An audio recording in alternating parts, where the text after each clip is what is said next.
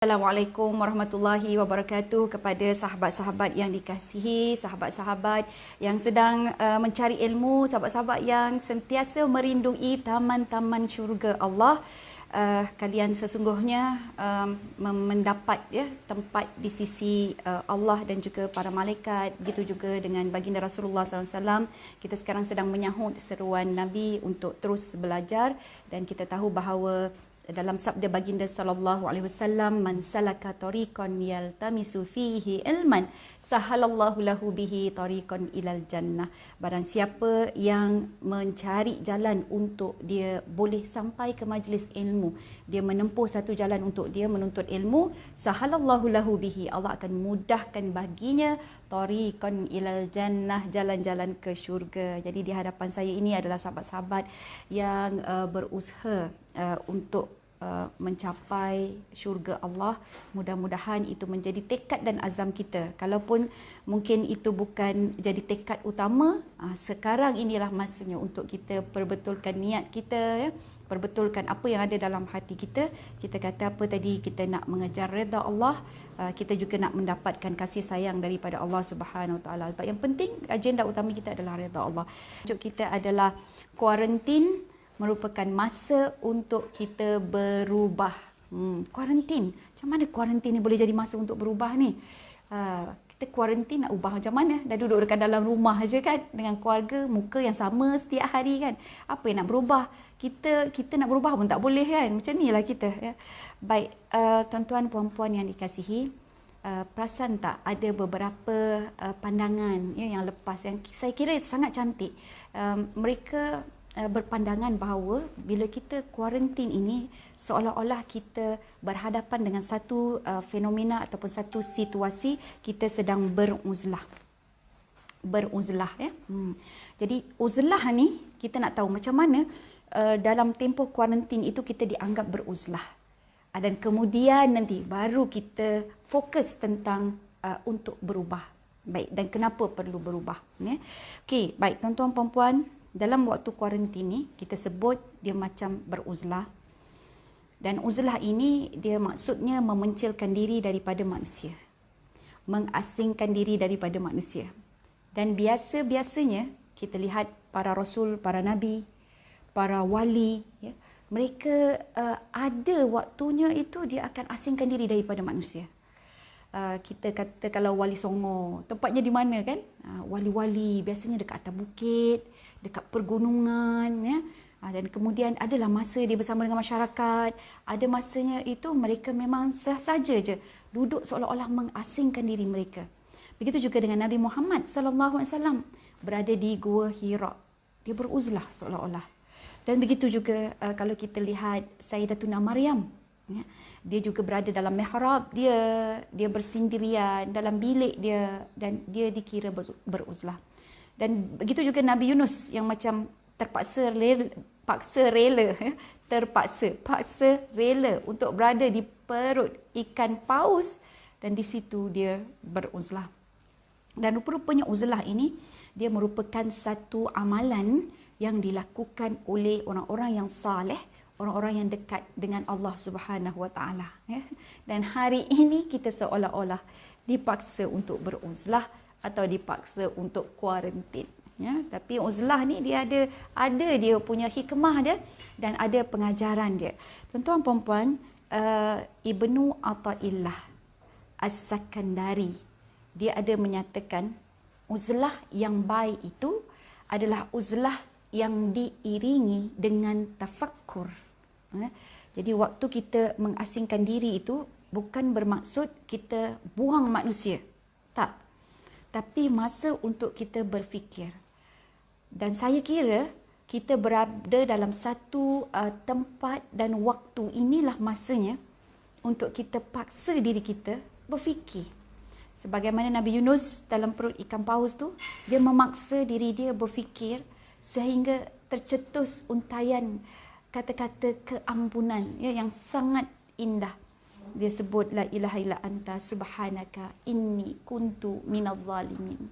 La ilaha illa anta, ya Allah, tiada Tuhan melainkan Engkau ya Allah. Subhanaka, sangat sempurnanya Engkau ya Allah. Inni kuntu minaz zalimin, sesungguhnya aku ini adalah orang-orang yang melakukan kezaliman. Jadi sangat indah dalam waktu kita kuarantin ini tuan-puan, ataupun PKP istilahnya, tapi saya sukalah sebut kuarantin sebab kuarantin ni rupanya asas dia tu diambil daripada Ibnu Sina. Kuarantin adalah maksud dia 40 dalam bahasa Itali kan. Jadi kita 40 kena kuarantin, asingkan diri untuk selamatkan atau kesihatan lah selama 40 hari, masya-Allah. Jadi kita kuarantin ini dan untuk uzlah tafakkur. Jadi tafakkur kita berfikir tentang apa ya? Kita berfikir tentang, sudah tentu mencari hakikat kehidupan dan kebenaran kehidupan kita ini. Apakah kesilapan kita ya? Apakah kekurangan kita? Kalau kita bekerja tuan-puan, maka ini adalah waktunya untuk kita melihat balik persediaan yang patut kita lakukan ya. Jadi kalau macam saya secara peribadi, saya dengan suami kami terlibat dengan pelancongan. Kalau pelancongan ni maksudnya tuan-puan, kita habis sahaja kuarantin ni, selesai PKP ni, belum tentu kami boleh beroperasi sebagaimana sedia asal ya, sebab kita belum tentu boleh pergi ke tanah suci, belum tentu boleh pergi melancong dan sebagainya, sebab industri kami ini merupakan industri yang terkesan amat dalam wabak COVID-19 ini. Tapi kita sangat yakin, kita kena paksa diri kita, meyakinkan diri kita bahawa perancangan Allah ini sangat indah, perancangan Allah ini sangat hebat ya. Baik.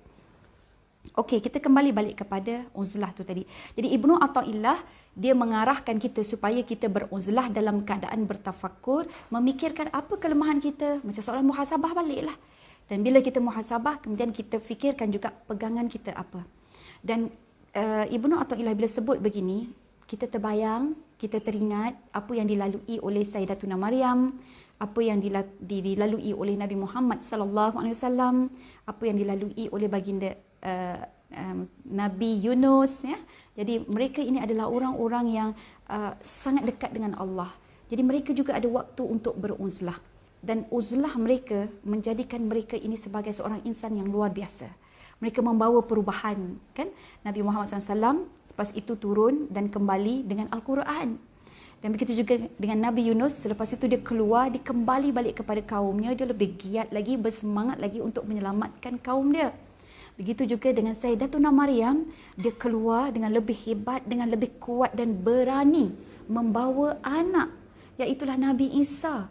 Dan walau banyak kecaman yang dilakukan kepada beliau, Sayyidatuna Maryam, dia sangat-sangat kukuh ya, jiwa dia, hebat sungguh daya tahan dia, imunisasi dia. Jadi inilah dia satu benda pada saya kita perlu ambil sebagai pengajaran, dan bukan saja pengajaran, kesempatan, jadikan ia sebahagian daripada hidup kita. Jadi uzlah ini rupa-rupanya nak kita berubah. Kuarantin ini dia nak kita berubah. Jadi berubah ke arah yang lebih baik, ke arah yang lebih hebat, ke arah yang lebih sihat ya, ke arah yang lebih cemerlang, lebih segala-galanya. Baik. Dalam tempoh, tapi ada syarat lah tu kan. Jadi pertama tafakur.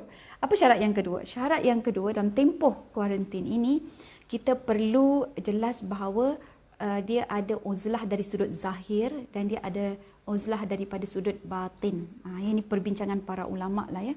Izzah, waalaikumsalam Izzah, terima kasih, alhamdulillah ya. Okey, nanti sekejap sebab saya tak dapat tengok ni, yang tu kamera. Jadi yang atas ni lah, kalau boleh tengok kita tahu macam mana. Okey, kita ada Yusuf Hassan Leha Zaleha, masya-Allah, ada tukang catat. Hindun Ahmad pun ada. Kita baca sekejap siapa sahabat-sahabat kita yang bersama dengan kita ni. Okey, Leha Zaliha Kak Ha. Okay, alhamdulillah. Yusuf Hassan, Anura Nura, Hajah Zainab. Okey, jadi mereka bersama-sama dengan kita. Terima kasih kerana bersama. Alhamdulillah. Kak Ha sebut sangka baik terhadap setiap perancangan Allah, berdamai dengan takdir Allah, muhasabah diri, semoga Allah sentiasa merahmati dan membantu dalam segala hal agar berada di dalam redha-Nya. Amin, amin ya rabbal alamin. Terima kasih. Okey, saya ni lupalah nak ucapkan selamat berbuka puasa. kepada sahabat-sahabat yang berpuasa, sebab mungkin ada dekat meja makan lagi lah tu kot kan, yang berpuasa. Dan maklum kita tahu hari ini adalah 13 Syakban kan. Jadi 13, 14, 15 ini merupakan hari-hari Ayyamul Bid ataupun hari-hari putih. Jadi Allah tentukan ini adalah sangat cantik dan sangat indah. 15 Syakban juga adalah nisfu Syakban ya. Baik. Jadi mari kita sama-sama lihat mungkin dengan dekatnya kita pada tempoh nisfu Syakban ini, apa kata kita ambil mafhum tentang uzlah, kita ambil tahu tentang uzlah agar kita boleh menggunakan kesempatan yang ada untuk kita lebih rapat dan dekat dengan Allah serta kita mencapai redha daripada Allah ya. Jadi apakah dia maksud uzlah zahir? Rupa-rupanya bila kita berada di dalam rumah kita, kita kena kuarantin zahir kita dan kuarantin batin kita. Ya. Jadi zahir ini adalah menahan fizikalnya dari menyakiti orang lain dengan akhlak yang buruk. Itu zahir kita. Jadi zahir kita ini tangan kita, janganlah sakiti anak beranak kita, pasangan kita, begitu. Dan bukan tu saja, bukan setakat anak beranak. Ni yang kita dekat Facebook, dekat WhatsApp. Kita menyakiti mereka dengan tangan kita. Sebab lisan kita diterjemahkan oleh jari jemari kita yang mengetuk-ngetuk setiap huruf. Ya, jadi kadang-kadang kita yalah sampai live waktu macam ni lah kan, dengan keluarga asyik nak bergaduh je pula kan, dengan alumni kawan-kawan nak sindir menyindir waktu macam ni sebab dah tak ada kerja kan. Jadi kerjanya tu cari gaduh je dengan orang, Masya Allah. Jadi uzlah yang zahir ini adalah kita menjaga fizikal kita, kita menjaga diri kita, anggota tubuh badan kita, mata kita dan sebagainya daripada melakukan perkara-perkara yang buruk. Jadi tuan-tuan puan-puan, rupanya kan COVID-19 ini, sama ada kita setuju ataupun tidak, Siti Nur Muhammad, uzlah, betul. Muhammad Hazwan Wahi, ustazah kita umat akhir semua ada, betul lah. Naimah Hashim, Assalamualaikum. Waalaikumsalam. Allahu Akbar. Farhana, nak jumpa, nak peluk, nak peluk-peluk gitu kan. Okey. Jadi kita kembali balik tadi, menahan fizikalnya daripada menyakiti orang lain dengan akhlak yang buruk. Jadi bila kita berada di dalam rumah kita ini, cubalah kita usahakan untuk kita tidak menyakiti orang lain dengan perkara-perkara yang buruk. Sebab saya nak kongsikan dengan tuan-tuan perempuan, apa kata seorang ulama ini yang bernama An-Nu'man bin Bashir Al-Ansari. Dia sebut dalam satu khutbahnya di Hims, Hims ni nama tempat, dia apa yang dikatakan, innal halakata kullal halakati an ta'malas sayyiati fi zamanil bala, yang bermaksud sesungguhnya sehina-hina kemusnahan. Apa dia sehina-hina kemusnahan? Dalam musnah hina pula kan. Sehina-hina kemusnahan adalah apabila engkau melakukan dosa-dosa di zaman musibah. Masya Allah, kita ni sedang ditimpa musibah ni. Musibah itu kesusahan, kesukaran, kesedihan, kedukaan waktu ni. Tapi ada lagi manusia yang sanggup melakukan dosa dengan menyakiti orang lain, dengan tengok, minta maaf sebut, laman-laman lucah kan, dengan memaki, menghamun, memutuskan silaturahim dan sebagainya. Ini merupakan satu kemusnahan yang paling hina. Sebab apa? Dahlah waktu musibah, sepatutnya kita patut ingat kepada Allah. Ini waktu musibah, waktu kita bertaubat, waktu kita rasa sangat kiamat sangat dekat dengan kita. Ini tadi pun sahabat kita kan, dia sebut ustazah ni dah akhir zaman. Kan? Akhir zaman dah ni, memang masing-masing semua rasa dah. Dan saya tengok pun di YouTube ke, kalau tengok ustaz-ustaz kita, banyak cerita berkenaan dengan Dajjal, banyak bercerita tentang akhir zaman, tanda-tanda kiamat dan sebagainya. Kita memang dah hampir dah kan, sebab kita dah jauh daripada Nabi, 1400 tahun kot kan. Jadi kalau kita tetap melakukan dosa, maka Nu'man bin Bashir menyifatkan perkara ini merupakan kemusnahan yang paling hina. Ya, jadi satu kemusnahan tapi dalam keadaan yang hina. Masya Allah. Ore-ore baloh, Baba Ismail, jumpalah. Apa tu? Salam Ustazah cantik telkong. Allahu Akbar, terima kasih banyak. Ini telkong pemberian sahabat daripada Qadah. Okey.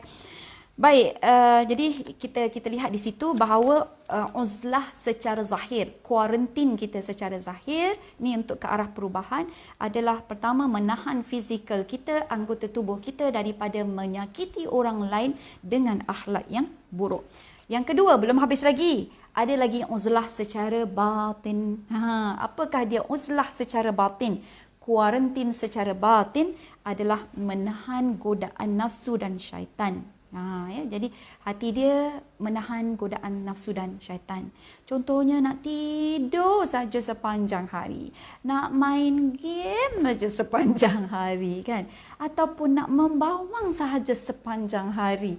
Jadi itu berkaitan dengan emosi kita dan sebagainya lah. Termasuklah nak tengok tu yang tu lah porn tu kan sepanjang hari, bertukar-tukar dan sebagainya. Masya Allah, na'udzubillah min zalik. Jadi ini juga merupakan jemputan lambaian-lambaian ke arah kehinaan dan kemusnahan.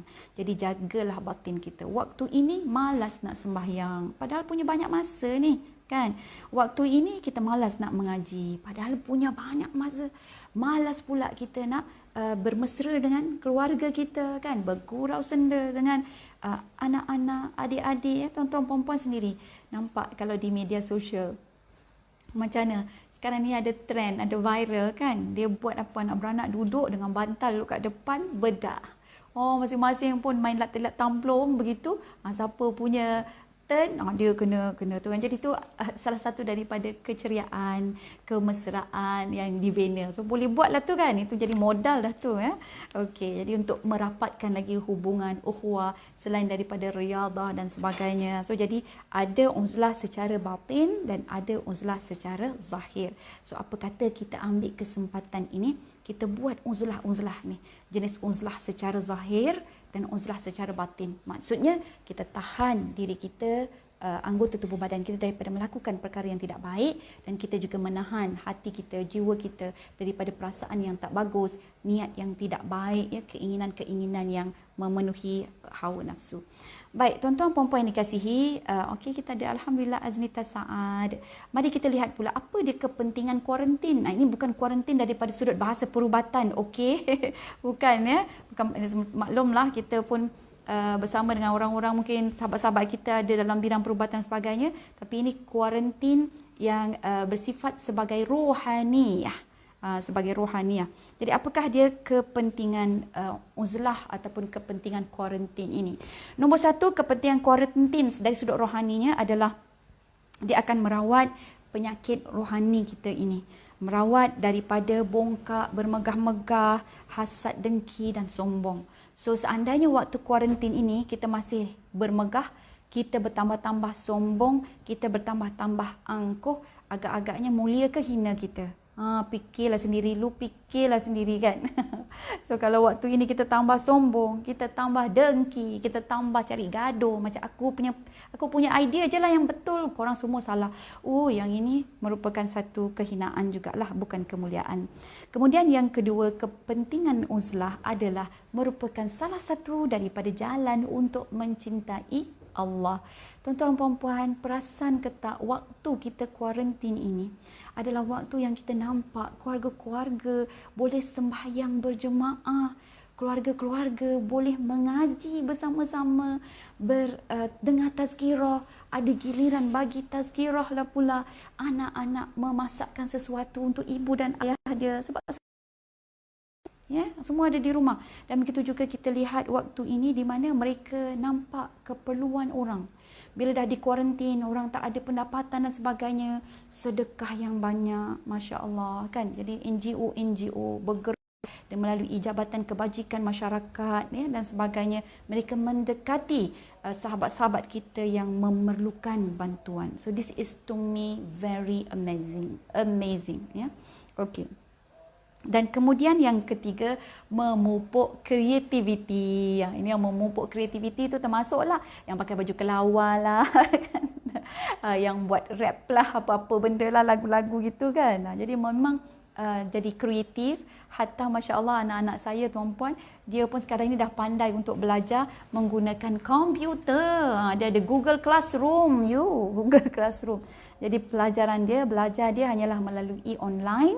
Dan kalau sebelum-sebelum ni mungkin kita tak biasa kan. Kalau macam ni sebelum-sebelum ni saya tak biasa meeting menggunakan online. Sekarang Zoom pula ada masalah dah. Orang suruh tukar pergi ke Webex dan ada satu lagi Jit apa dah.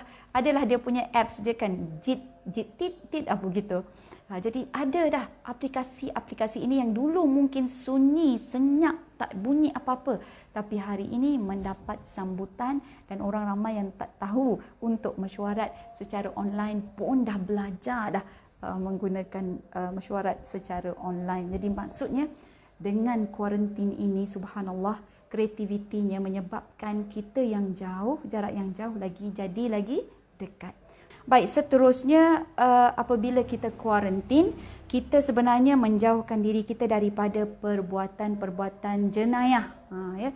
Jadi kita pun selamat. Ya. Jadi perbuatan jenayah ini sehingga kan masya-Allah 75% dilaporkan 75% jenayah telah menurun dan ada 2 jenayah yang dapat dibongkarkan dengan lebih banyak, iaitulah pecah rumah dan juga curi motor. Sampai macam tu boleh spesifik apa yang boleh kita selesaikan. Daripada Keluang Johor ada, daripada Kuala Selangor kami mengaji guna Zoom. Tu tengok tu kan, guna online saja.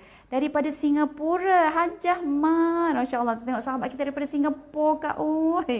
Daripada Singapura pun ni dahsyat orang-orang ini yang sangat mencintai ilmu, yang dia sangat mengagumi taman-taman syurga daripada di dunia ini kan.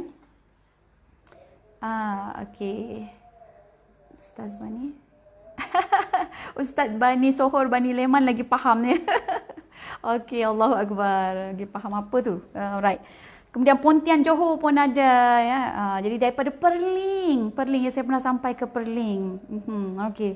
Jadi tengok kan kita bersatu, subhanallah, inilah dia kelebihan dia. Baik, yang kelima, kepentingan uzlah, dia akan menjernihkan fikiran kita. Walaupun sebenarnya tuan-puan ni kita rasa tepu kepala kita ni kan, tak boleh nak fikir apa-apa. Tapi jernihnya kerana apa? Kita walau dalam keadaan tepu macam ini, kita akan berusaha mencari jalan untuk kita bersolat, kita mengaji, kita dengar benda-benda yang baik. Jadi tak secara langsung kita tidak disibukkan oleh kerja-kerja kita dan tugas-tugas kita. Kalau dulu kita mungkinlah nak buka sekejap baca Al-Quran, lepas tu ada kawan panggil, jom bos nak jumpa. Itu yang kerja kat pejabat. Kalau yang dekat rumah pula start nak mengaji ni je, kejap anak cucu lah pula kan, hal cucu lah pula dan sebagainya. Jadi sekarang hari ini alhamdulillah cucu pun duduk dengan anak-anak dia, dengan anak-anak kita, cucu duduk dengan mak ayah dia, so kita boleh fokus ya dengan diri kita. Sebab tu kita pun ada di sini untuk menuntut ilmu. Baik. Jadi tuan-tuan puan-puan yang dikasihi, mari kita lihat pula ada dalam satu hadis ya, di mana ada menyebutkan tentang bagaimana kaitan kasih sayang Allah lah, kasih sayang Allah kepada kita. Jadi dalam sebuah hadis yang kita ambil, ini bukan hadis, ini Ibnu Mas'ud berkata, ini asar ya. Abdullah Ibnu Mas'ud berkata, innallaha yu'ti dunya may yuhib wa man la yuhib wa la yu'til imana illa may yuhib. Yang bermaksud sesungguhnya Allah memberi dunia kepada orang yang Allah cinta dan orang-orang yang Allah tidak cinta. Tetapi Allah tidak berikan iman kecuali kepada orang-orang yang dicintainya. Jadi ini sebut siapa yang kata? Abdullah Ibnu Mas'ud. Jadi Abdullah Ibnu Mas'ud merupakan sahabat yang bila dia membaca Al-Quran, Nabi Muhammad sallallahu alaihi wasallam sangat suka dengar. Suara dia itu sangat sedap. Dan Abdullah Ibnu Mas'ud juga volunteer kepada baginda Rasulullah sallallahu alaihi wasallam untuk apa ya, tuan-puan? Untuk membaca Al-Quran dengan kuat sewaktu zaman jahiliah lagi, sewaktu mereka di Mekah, sewaktu mereka disakiti oleh orang-orang Arab Quraisy untuk baca dekat dengan Kaabah. Dan akhirnya memang dia kena pukul, ya, berdarah-darah, luka dan sebagainya, tapi itu tidak melemahkan semangatnya. Jadi Abdullah Ibnu Mas'ud menyatakan bahawa, dan ini daripada pemerhatian dia, dan dia katakan sesungguhnya Allah akan memberi dunia ini, nikmat dunia ini kepada kelompok yang Allah cinta dan kelompok yang Allah tidak cinta. Tetapi bab iman Allah akan pilih. Hanya orang-orang yang dicintai sahaja akan mendapat nikmat iman. Begitu juga kita tuan-tuan puan-puan, sewaktu kita beruzlah ini, sewaktu kita dalam proses kuarantin ini, maka kita akan rasa ni satu nikmat ataupun satu rahmat. Ya. Sebahagian rasa macam, ya Allah, dalam tempat dunia ni kita dah tak boleh nak pergi mana-mana, dah sedih sangat kan. Tapi apa yang Allah beri dalam urusan dunia, itu tanda Allah boleh bagi pada sesiapa. Jadi sifat Ar-Rahman Allah itu mencakupi siapa-siapa saja. Tapi bagi orang yang menerima kuarantin ini, duduk dengan anak-anak ini, merupakan satu kelebihan dan kebaikan, maka itu datang daripada iman dia. Iman dia yang tunjukkan jalan, ya, tunjukkan jalan, dan bila dia dapat rasa nikmat itu, kesyukuran itu, keseronokan itu, Allah tanda Allah menyayangi mereka. Baik. Dan kemudian saya nak sebut juga dalam satu hadis yang diriwayatkan oleh At-Tirmizi, man asbaha minkum aminan fi sirbihi mu'afan fi jasadihi indahu qutu yaumihi faka'annama haizat lahu dunya. Yang bermaksud barang siapa di antara kalian merasa aman, tenang di tempat tinggalnya, diberikan kesihatan tubuh badannya, diberi makanan untuk hari itu, maka seolah-olah dia telah memiliki dunia dan seisinya. Masya Allah. Rupanya kekayaan itu, kehebatan itu adalah apabila kita boleh bangun dalam rumah yang tenang dan aman. Kita boleh makan, badan kita sihat. Berapa ramai orang sekarang ini, dia boleh duduk dalam rumah, badan sihat, tak dapat makan. Ada juga dapat makan, badan sihat, tapi tak ada rumah. Ada juga badan sihat, tapi tak ada rumah, tak dapat makanan. Nah, kan? Macam-macam ujian yang Allah berikan kepada kita. Tapi kalau kita boleh dapat tiga ini, tempat berteduh ya, yang aman, kemudian kita dapat kesihatan, kita dapat makan. Ini ibarat kita dapat dah dunia dan seisinya. Masya Allah, ya, sangat baik, sangat bagus. Baik tuan-tuan puan-puan, mari kita lihat juga apakah perkara yang perlu kita ubah. Kita nak ubah daripada mana ke mana. Dan bila kita anggap bahawa waktu kuarantin ini adalah waktu untuk berubah dan ia juga dikira uzlah, maka kita ambillah peluang untuk melakukan 4 muhasabah ini. Apakah dia? Yang pertama, kita perlu tengok muhasabah hubungan kita dengan Allah. Tengok dulu macam mana kita berhubung dengan Allah. Adakah kita pentingkan Allah atau kita pentingkan diri sendiri? Okey, itu yang pertama. Yang kedua, bagaimana pula hubungan kita dengan anak beranak? Ya, jadi kita makin mesrakah atau semakin regang, semakin macam tak happy lah pula kan? Semakin bertelagah dan sebagainya. Jadi yang ini yang kita cuba fikirkan. Mana satu? Kita mana satu? Yang ketiga yang perlu kita muhasabah adalah penggunaan lisan dan hujung jari kita yang menjadi wakil kepada lisan kita. Cara kita berkomunikasi, interaksi kita, ya, yang ini yang perlu kita fikirkan. Maksudnya muhasabah.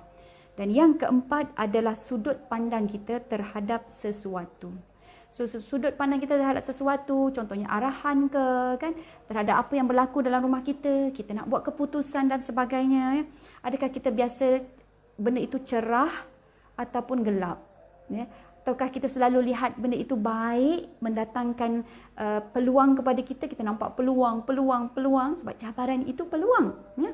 Kita nampak peluang, ataukah kita tutup semua peluang itu dengan keluhan, dengan kita menuding jari, dengan kita menyalahkan orang lain. Jadi yang mana satu? So, Masya Allah, sebenarnya 4 perkara ini bila kita renungkan, kita teruji. Allah uji kita, hubungan kita dengan Allah sewaktu kuarantin ini. Ya. Tapi kalau kita tak ambil lah, kalau tak ambil peranan sebagai yang baik, hamba Allah yang baik, maka kita akan rugi. Jadi kita tak nampak ia sebagai peluang. Jadi kita akan apa? Kita akan pentingkan diri sendiri berbanding pentingkan Allah. Dah azan ni, masih lagi duk main game. Dah azan ni, masih lagi tengok TV. Maklumlah, Astro, siapa yang ada Astro kat rumah tu kan? Dapat movie dengan macam-macam lagi channel, semuanya free kan. Contoh, saya bagi contoh, jangan marah. Jadi semuanya percuma. Jadi daripada satu channel ke satu channel sampai penat ni, tengkuk letih dah kan. Duk tengok aja video kan sampai malam, movie-movie dan sebagainya berganti-ganti. Jadi adakah kita pentingkan Allah atau kita pentingkan diri sendiri? Ya, jadi kalau kita pentingkan diri sendiri, malanglah. So kita kena muhasabah balik. Yang kedua, hubungan dengan anak beranak tu tadi, makin mesra ke makin renggang. So jadi kita gunakan peluang ni untuk lebih mesra, sebab kita dulu biasa kan cakap masa dengan anak-anak ni tak ada lah. Kita sibuk kan kerja, nak cari duit juga untuk diorang, untuk belanja, pakai, makan, pendidikan diorang. So kalau kita tak bekerja macam mana? Tahu-tahu anak dah besar. Tengok Allah himpunkan kita, satukan kita dalam rumah ini, tujuannya untuk bermesra. Tapi kita ambil jalan tu untuk rotan dia, cubit dia. Kan baru berapa hari dekat rumah, dah biru-biru dah anak kan. Anak pun diam, duduk dalam bilik aja. Sebab apa? Tak nak keluar, nanti kan kena marah. Ada je buat salah, buat je mesti salah. Kita tak ada pun ambil peluang itu untuk membimbing anak-anak kita. Jadi tuan-puan, kita tidak menggunakan peluang ini untuk mengeratkan sesama keluarga kita. Baik, yang seterusnya, yang ketiga adalah apa yang diuji waktu kita dalam keadaan terkurung ini. Lisan dan komunikasi kita teruji. Ya, jadi waktu inilah kita boleh nilai dan tengok sejauh mana kita boleh bertabah untuk bercakap benda-benda yang baik sahaja. Yang paling utama kita dengan adik-beradik kita, dengan anak-anak kita dan keluarga kita lah. Marah sikit, ada je yang kita cakap. Makan, ada je yang kita bebel. Ada je yang kita cuitkan ya, sampai kecil hati dan sebagainya. Tak nak keluar bilik, merajuk, tak nak makan dan sebagainya. Itu contohlah, contoh yang mudah. Jadi belum lagi contoh-contoh yang besar. Contoh yang besar tu dalam, tengoklah dalam Facebook dan sebagainya. Penatlah kita sana bergaduh, kumpulan situ bergaduh. Lepas tu sindir sana, sindir sini. Ya Allah, ya Tuhanku, rasa kenyang kot, puas hati kot macam tu. Kan, jadi kalau kita boleh, baik tinggalkanlah benda-benda itu, sebab salah satu daripada ciri-ciri orang yang beriman, dia akan meninggalkan perkara-perkara yang tidak mendatangkan faedah, yang boleh menjadikan perkara itu sia-sia kepada dirinya. Ya. Okey. Baik, seterusnya adalah berkenaan dengan sudut pandang tu tadi. Jadi yang teruji sebenarnya adalah sudut pandang kita. Jadi kita baru tahu, oh, di mana keupayaan aku melihat sesuatu. Sebab apa? Sebab kita mengeluh banyakkah? Merungut banyakkah? Ataupun kita ambil benda ini sebagai peluang. Mengeluh sebab anak-anak tak pandai masak. Tapi bukankah pada waktu ini kita ajar dan bimbing anak-anak kita untuk masak? Kalau kita mengeluh, mak aja yang masak. Korang ni balik memang membebankan mak. Mengemas pun tak pandai. Dia tak jadi apa? Mengeluh. Tapi kalau kita kata, okey, mari anak-anak, apa kata? Dalam 30 minit kita kemas rumah kita, kita buat projek. Hari ini projek lipat kain. Hari ini kita buat projek buat mi bandung Johor. Kan? Okey, siapa yang boleh buat mi yang rebus mi? Siapa yang potong sayur? Siapa yang nak blend cili? Kita bahagi-bahagi dan agi tugas kita. Jadi tak secara langsung, bila kita buat sesuatu secara berjemaah, secara beramai-ramai, jadi anak-anak kita lebih terlatih sebab dia nampak apa yang kita buat. Dan kita pun tegur dia kan. Jadi waktu ni lah, kalau tak cuba tengok dia dengan sawi bayam pun tersasul-sasul. Ni sawi ke bayam? Kangkung pun tak tahu kan. Allahu Akbar. Jadi itulah dia keadaan anak-anak kita. Tuan-tuan puan-puan, kalau kita ambil ini sebagai satu peluang, Masya Allah, dia sangat indah. Sesuatu yang sangat indah. Baik, apa yang kita nak capai? Okay, apa yang bila kita dah nampak, kita muhasabah, terutama hubungan dengan Allah, kita muhasabah, hubungan dengan keluarga kita kan, kita pun muhasabah. Dan waktu ini juga kita muhasabah, tengok nilai-nilai word, ayat, perkataan yang kita lontarkan. Kita ni bercakap nak memahami orang kah, ataupun kita bercakap hanya nak jawab apa orang tu kata balik kat kita kan. Okey. Jadi yang keempat adalah sudut pandang kita. Adakah kita banyak mengeluh ataupun kita banyak bersyukur? Sebab tuan-tuan perempuan, ada dalam hadis ni yang Nabi Muhammad SAW sebut, hadis riwayat Imam Ahmad. Man lam yashkuril qalil, lam yashkuril kathir. Saya ulang balik. Man lam yashkuril qalil, lam yashkuril kathir. Barang siapa yang tidak mampu untuk bersyukur pada perkara yang kecil, maka jangan harap dia boleh mampu bersyukur untuk perkara-perkara yang besar. Tuan-tuan perempuan, kita duduk terkurung ini, kuarantin ini dalam rumah, ini benda sekecil tau. Sebab kita nampak, depan kita dinding, belakang kita pun dinding. Kita boleh nampak, dan ini adalah rasa macam petak yang sangat kecil. Tapi kalau kita tidak mampu untuk bersyukur dengan petak yang kecil ini, mana mungkin kita boleh bersyukur dengan dunia yang terbentang. Jadi ini merupakan satu training, satu latihan supaya kita boleh diberi mandat, diberi kepercayaan oleh Allah Subhanahu Wa Taala untuk menjadi hamba-Nya yang terpilih, hamba-Nya yang paling dikasihi. Okey. Baik tuan-tuan puan-puan, kita tengok apa yang kita nak capai. Ya, jadi apa yang nak capai itu ada tiga perkara. Pertama, best in ibadah. Ini yang kita nak ubah ni. Jadi ambil peluang, latih diri kita pada waktu ini supaya kita berusaha menjadi insan yang paling best in ibadah. Azan aja, solat. Sebelum azan, dah ada wuduk. Kemudian solat saja berjemaah. Masya Allah, indahnya. Allah give us the time, tuan-tuan perempuan. Masa itu kita sahaja yang uruskan. Masa berada dalam tangan kita, kita yang menguruskannya.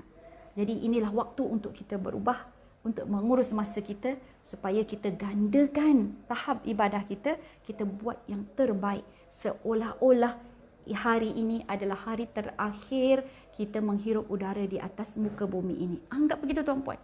Hari ini adalah hari terakhirku, entah ini solat maghribku yang terakhir, entah ini solat isyakku yang terakhir. Waktu kita angkat takbir itu, kita rasakan seolah-olah memang ini mungkin yang terakhir. Sebab apa hakikatnya? Mati anytime. Kan?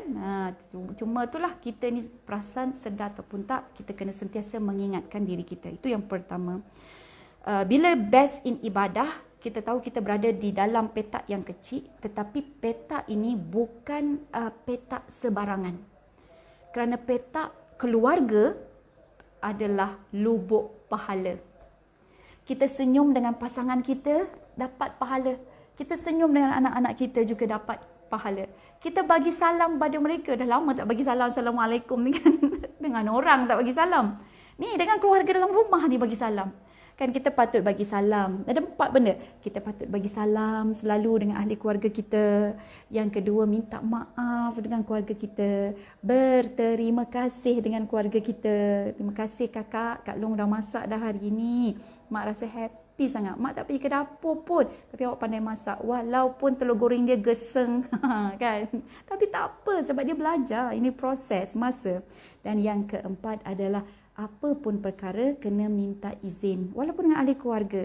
Janganlah dia punya baju jadi baju kita, pen dia pun pen kita, tapi pen kita, bantal dia bantal kita, semua benda lah kan. Jadi minta izin terlebih dahulu. Jadi budayakan 4 benda ini dalam rumah kita. Budaya bagi salam, budaya minta maaf, budaya minta izin, budaya berterima kasih. Ya, okey. Jadi itu best in ibadah. So bila kita ucapkan benda itu, masya-Allah, kita dapat ibadah ya, dapat pahala ibadah. Yang kedua, kita ubah kehidupan kita. Masa untuk berubah ini di mana kita kejar ketakwaan. Jadi takwa kita adalah kita takutkan Allah. Kita takut pada Allah sebab dekat rumah tuan-tuan perempuan, hakikatnya kalau sebelum PKP ya, statistik menunjukkan anak-anak kita ini melayari internet bukan banyak di luar tau. 87%, tak percaya tuan-tuan pergi Google. 87% daripada anak-anak kita ataupun orang ramai, dia akses internet, tempat dia, lokasi dia di rumah. Kat rumah banyak wifi, kan ada wifi. Jadi di sinilah sebenarnya kita kena bina rasa takwa. Takwa ini dia rasa CCTV Allah sentiasa melihat dia. Jadi cara dia tuan-tuan perempuan, kita kena ada peraturan dalam rumah, kita kena sentiasa ingat Allah melihat ya. Kita kena sentiasa faham dan disebut-sebut berulang kali kepada diri sendiri dan juga kepada keluarga kita. Ni yang Raqib dan juga Atid ni penemannya dan pencatatnya. Jadi peneman kita mana-mana kita pergi dan juga pencatatnya. Jadi waktu kita berada dalam rumah kita ini, tingkatkan ketakwaan. Maklumlah mungkin bos bagi kita kerja kan, tapi di rumah kita buat ke tak buat? Kan, ataupun kita kata nantilah. Jadi urusan tersebut dekat rumah rasanya macam lagi malas nak buat kan. Jadi sejauh mana kita mendisiplinkan diri kita itu, dia meningkatkan ketakwaan kita. Dengan kata lain, kalau bahasa yang lebih rendah sikit, takwa tu tinggilah. Bahasa yang rendah sikit, integriti. Jadi integriti kita itu macam mana? Kebolehpercayaan orang terhadap diri kita ya. Jadi itu tentang best in taqwa. Mak dan ayah kita minta kita lakukan sesuatu. Jadi bagaimanakah kita sebagai anak kepada mak dengan ayah, kita menjalankan tugas kita. Itu juga takwa. Baik, Masya Allah. Sebab takwa ini adalah apabila kita mentaati Allah tentang arahan dia dan kita menjauhi segala larangan Allah. Ya. Okey, so bila ada di situ, kita capai takwa lah. Kan, ma makna takwa? Takwa ni kita imtisalul awamir tanibun nawahi. Imtisalul awamir, kita melakukan segala perintah dan arahan Allah. Wajtanibun nawahi, kita menjauhi segala larangan daripada Allah Subhanahu Wa Taala. Baik, yang akhir sekali adalah waktu kita kuarantin ini adalah kita sebenarnya berusaha untuk berubah supaya kita menjadi a person yang best in service. Servis kita itu kepada ahli keluarga kita. Sebab dengan ahli keluarga kita ini merupakan satu training ground. Ya. InsyaAllah ada dalam 3 minit lagi saya akan berhenti. Jadi rupanya dalam keluarga kita ini adalah a training ground. Tuan-tuan perempuan, kalau kita tengok dalam keluarga kita, kita fokus pada 4 perkara ni je. Tadi tu 4 perkataan kan, ini 4 perkara ni. Nombor 1, fikirkan apakah keperluan fizikal keluarga kita. Keperluan mereka adalah kesihatan dan makanan. So fokus on makanan yang halalan, tayyibah. Tu keperluan dia. So, jadi bila kita fokus, kita sedang berkhidmat tu. Itu khidmat yang baik. Yang kedua, apa lagi yang perlu kita usahakan ya, untuk khidmat-khidmat yang baik. Manusia ni 4. Jadi kalau kita penuhi ni, insya-Allah usaha-usaha ni baik. Yang kedua adalah ilmu. Jadi ilmu-ilmu ini rupanya dia makanan kepada akal kita. Yang ketiga adalah rohani ataupun jiwa. Maka ibadah-ibadah itu adalah makanan kepada rohani. Dan seterusnya adalah perhatian dan kasih sayang. Perhatian dan kasih sayang adalah makanan kepada emosi. Jadi kalau kita boleh bersama-sama memenuhi 4 keperluan ini, maka tuan-tuan perempuan, kita sedang memberikan manfaat yang banyak kepada orang yang berada di sekeliling kita. Orang yang berada di samping kita. Sebab akhirnya nanti bila kita masuk ke alam barzah, masuk sahaja ke liang lahat, perkara pertama yang kita akan ingat adalah apa? Perkara pertama yang kita akan ingat adalah bagaimanakah aku memperlakukan keluargaku. Ya, okey. Jadi tuan-tuan puan-puan, kita ada dalam lebih kurang 2 minit lagi. Saya nak tutup dengan satu hadis yang diriwayatkan oleh At-Tirmizi. An Uqbah bin Amir, daripada Uqbah bin Amir, qala, dia berkata, qultu ya Rasulullah, aku berkata wahai Rasulullah, man najatu, apakah dia kebebasan? Apakah dia pelepasan dan keselamatan? An-najat tu maksudnya perlindungan, keselamatan, kebebasan daripada belenggu ya. Qala, maka Rasulullah SAW bersabda, amsik alaika lisanaka. Tahanlah lisanmu. Tengok, kan?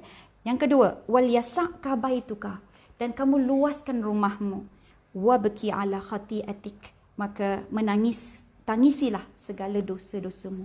Rupa-rupanya satu benda yang melindungi diri kita ataupun keselamatan, satu keselamatan, nak selamat ni, 3 benda ni je buat. Nombor 1, apa dia? Nombor 1 adalah lisan kita kena jaga. Jadi bila lisan kita jaga, kita tak menyakiti orang lain. Maklum, terlajak perahu boleh kita undur, kan? Kalau terlajak kata, buruk padahnya. Ya, buruk padah kepada orang tu, kepada diri kita juga. Ya, jadi itu yang pertama, tahanlah lisanmu. Sekarang tahanlah jejarimu. Di zaman sekarang ni, tahanlah jejarimu. Yang dia pergi terjemah apa yang keluar daripada mulut kita ataupun perkataan kita dan lisan kita. Yang kedua, jadikanlah rumahmu luas. Jadikanlah rumahmu luas. Luas ini adalah satu perasaan tuan-puan, kan? Luas ini dia datangnya daripada mana? Daripada rasa. Rasa itu terletak di hati. Luas ataupun sempit rumah itu, sahabat-sahabat kita. Kalau saya dekat KL ni, saya duduk tengok kawan-kawan sebelah-sebelah duduk dekat rumah flat dan sebagainya. Ada yang sewa bilik saja duduk kat situ, ada 5 orang, 6 orang. Tuan-puan, kita rasa macam manalah ada tempat, kan? Tapi orang-orang yang melihat dengan hati, dengan rasa seronok, rasa bahagia, luas, itu berada di hati. Kalau rumah besar tapi hati penuh dengan kedengkian, kebencian, marah, jealous, cemburu, hasad, agak-agak rumah yang luas itu sempit ke atau rasa luas? Rasa sempit, tuan-puan. Duduk dekat ruang tamu, nampak kelibat dia pergi ke dapur. Kan jadi macam tu. Tapi kalau rumah yang kecil, petak yang kecil, tapi dalamnya terlibat, dia terhimpun ahli-ahli yang sering menghargai, ada tolak ansur, sayang menyayang, kan, lindungi melindungi, kan, bertolak ansur, suka tolong menolong pula, bahagia membahagiakan, puji memuji lagi, kan. Rasa macam seronok je nak balik, kan, walaupun bilik sempit, seronoknya selalu bergurau, kan, selalu boleh berlebih kurang, ya. Jadi di situ jadi yang terakhir adalah bila kita nak selamat, maka tangisilah dosa kita. Bila kita nak dilindungi, maka tangisilah dosa kita. Jadi kita harus bermuhasabah, melihat kembali apakah dosa-dosa kesilapan yang telah kita lakukan dan kita bangkit untuk berubah, ya. Jadi alhamdulillah waktu kuarantin ini adalah waktu yang sangat baik untuk kita berubah dengan beruzlah yang sebagaimana yang saya sebutkan syarat-syaratnya. Jadi mudah-mudahan Allah menjadikan tempoh ini sebagai salah satu momentum untuk kita berubah hari ini menjadi lebih baik daripada hari semalam. Dan tuan-tuan puan-puan, siapa kita esok hari ditentukan oleh siapa kita pada hari ini. Sekian dulu, saya mohon ampun dan maaf. Selamat meneruskan uzlah kuarantin kita. Wabillahi taufiq wal hidayah. Wassalamualaikum warahmatullahi wabarakatuh.